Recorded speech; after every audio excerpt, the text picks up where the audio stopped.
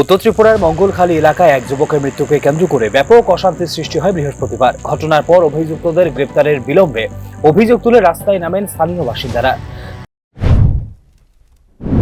গত 21 মার্চ ঈদের দিন বিকাল 4টার সময় দুজন মানুষের মারা হয়েছিল, খালেদ আহমদ, জুনেদ আহমদ। তাইনেরা খালেদ আহমদ এখন বর্তমানে মৃত, আর জুনেদ আহমদ এখনও বর্তমানে সিরিয়াস অবস্থা, যে কোনো সময় মারা যেতে পারে। তো আজকে 5-6-7 দিন হয়ে গেল, পুলিশ প্রশাসন কোনো আসামি ধরে নাই, কোনো কিছু করে নাই।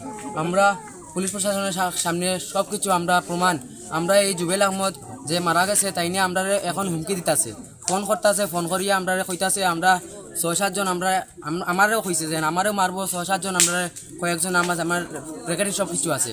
তো পুলিশ প্রশাসনের সব কাছে আমরা দিছি। আমরা পুলিশ প্রশাসন ওই জায়গাতে, আমরা জুবেল আহমদ ওই জায়গা আছে, পুলিশ প্রশাসনে ফোন করিয়া কই স্যার ওইরকম জুবেল ওইখানে আছে। পুলিশ প্রশাসন কয় আমরা যাইতাছি, তোমরা একটু দাঁড়াও, কইয়া পুলিশ প্রশাসন যায় না। পুলিশ প্রশাসন আমাদের কাছে একটাই অনুরোধ যে পুলিশ প্রশাসন এরকম কেন করে, আমরা একটাই জবাব দেই, আমরা পুলিশ প্রশাসন এরকম কেন করে। আর যদি পুলিশ প্রশাসন এই আসামি না ধরে তাহলে আমরা এই গাঁওগুলি সব আমরা পাবলিক রাস্তা অবরোধ চলছে। গার্জেন ধরিয়া নিছে, গার্জেন ধরিয়া নিয়ে গার্জেনটা সারিয়া দিলাইছে, কইছে আসামি না পাইলে গার্জেন ছাড়তো না, এখনো সারিয়া দিলাইছে গার্জেন। এই অবরোধ যত সময় আসামি ধরা হচ্ছে না তত সময় অবরোধ চলবে। প্রতিবাদ মিছিল ও অবরোধ ঘিরে ধীরে ধীরে নিয়ন্ত্রণের বাইরে চলে যায় পরিস্থিতি। সকাল থেকে মঙ্গলখালীর প্রধান সড়কে বড় মসজিদের সামনে জড়ো হতে থাকেন বিক্ষোভকারীরা। টায়ার জ্বালিয়ে রাস্তা অবরোধ করা হয়, শোনা যায় তীব্র স্লোগান।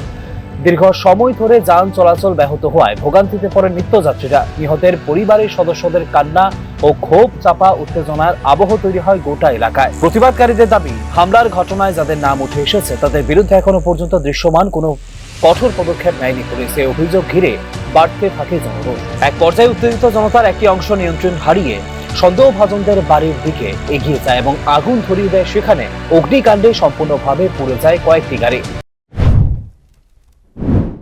এখানে কিছুদিন আগে একটা ঘটনা ঘটেছিল, এখানে একটা মারামারির ঘটনা ঘটেছিল।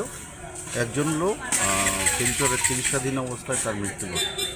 এর পরবর্তী সময়ে আমরা যথারীতি ধর্মনগর থানাতে একটা মামলা নিয়েছি। আসামি এফআইআর নেম এখানে 5 জন আছে।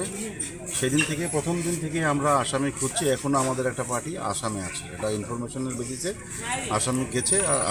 একটা পার্টি ওসি ম্যাডামও আছেন ওইখানে, এবং আমাদের ধারণা যে খুব শীঘ্রই আসামি ধরা হবে। আজকে সকালে মঙ্গলখালীর স্থানীয় লোকেরা এখানে একটা অবরোধ করেছিল। আমি, আমাদের নর্থ ডিস্ট্রিক্টের এডিশনাল এসপি, থানার স্টাফ এবং টিএসআর পুলিশ সবাই এখানে এসছে।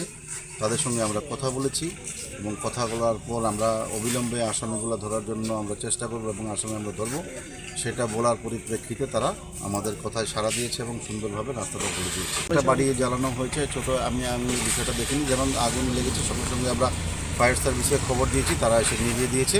এখন বাকি ডিটেলসটা এনকোয়ারি করে জানা যাবে কার বাড়ি বা এখন এনকোয়ারি। স্যার, এখানে সকাল থেকে পথ অবরোধ চলছিল, যারা স্থানীয় জনগণের অভিযোগ পুলিশ আসতে অনেকটাই দেরি হয়েছে এবং তারপরে উত্তেজিত জনতা বাড়িতে আগুন দিয়েছে, সেই বিষয়ে কী বলবেন? সেটা বাড়িতে আগুন দেওয়া সেটা একটা বেআইনি কাজ, সেটা আইনের একটা উপরে থাকে। বেআইনি জনতা যদি সেখানে একসাথে বসে থাকে তার মানে এই না যে তারা কোনো বাড়িতে আগুন দেবে বা বেআইনি কোনো কাজ করবে।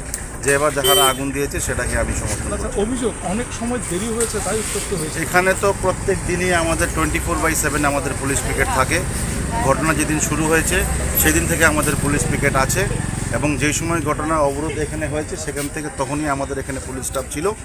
এইখানে পুলিশ স্টাফ ছিল এই জায়গাটাতে, আর ওইদিকে এখান থেকে অনেকটা দূরে আপনারা দেখেছেন আগুনটা লেগেছে। অনেকটা ডিস্টেন্স আমাদের পুলিশ এখান থেকে দৌড়ে গেছে, ফায়ার সার্ভিসকে কল করেছে, ফায়ার সার্ভিস এসে আগুন নিভিয়েছে। স্যার, আমরাও সকাল থেকে ছিলাম, পুলিশ আসেনি, পুলিশ অনেক দেরিতে এসেছে। আমাদের এখানে 24/7 পুলিশ থাকে।